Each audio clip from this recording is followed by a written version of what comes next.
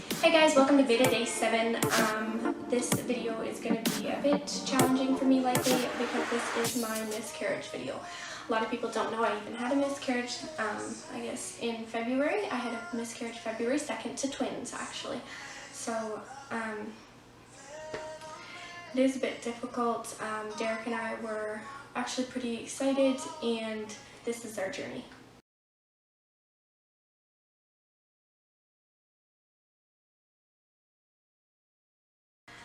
So guys, I found out likely around January 9th or 10th that I was pregnant.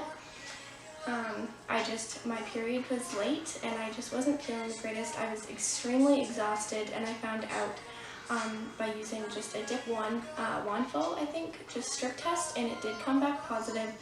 But just a few days before that, the doctor's office took a pregnancy test and it was negative. So it was kind of weird for us at the doctor's office to figure that out. So they did send me for blood work and I went on January the 12th. So I went for that and my levels came back perfectly fine. They came back at 4,000 and that was only 4 weeks. So I was extremely high for that. So they did send me for an ultrasound just to check to see if there was 2 gestational sacs or 2 fetuses. So I went for the first ultrasound before then because I was having extreme cramping and I went to the Emerge. And they had ambulanced me into Owen Sound where there was actually staffing to do an ultrasound for me. They did the ultrasound and she could not find any gestational sac at all. So after that,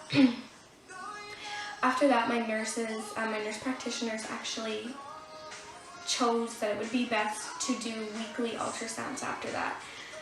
So I went in for once a week for 3 weeks and slowly 2 gestational sacs were forming, but no babies inside them. So actually, well, kind of. There was little tiny embryos, but no heartbeat, no nothing.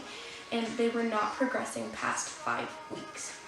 So pretty much what the decision was, I could do not a stretch and sweep, a DNC where they could just sweep everything out, or I could let them miscarry naturally.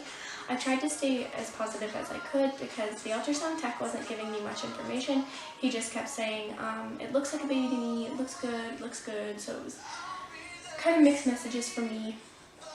I did go in for a second round of blood work and my levels did go up.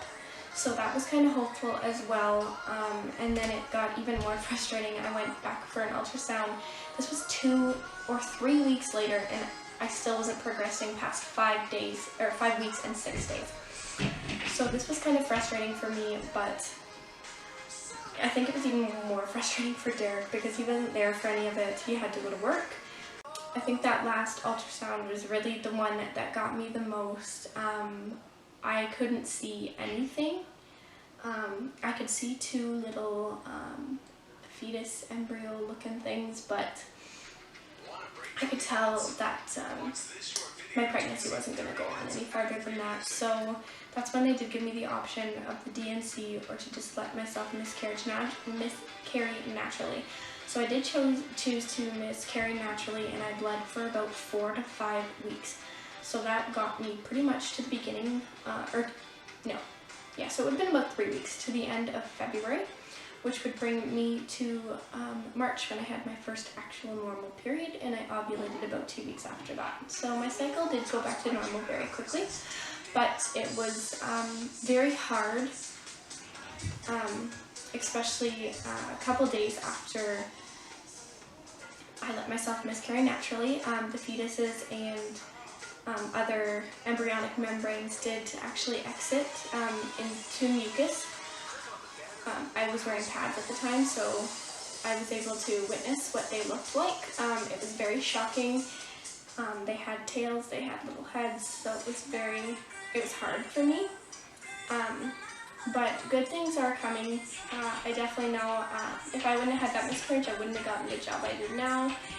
And I don't think we'd be where we are now, and I think we're stronger because of that, and our relationship is stronger because of that. So I think definitely things happen for a reason, and I know good things are coming our way. And like I said in my Veda Day 6, stay tuned for next month because exciting videos are going to be coming very soon, and I can't wait to start doing them. So if you guys like story time videos like this, then thumbs up and let me know, and I can do many more story time videos to come. I'm just going to cut this short because this video is very hard for me to do and it's very frustrating, so I thought I would just end it here before I break down in front of the camera. And I hope you guys enjoyed this video, and stay tuned for Veda Day 8.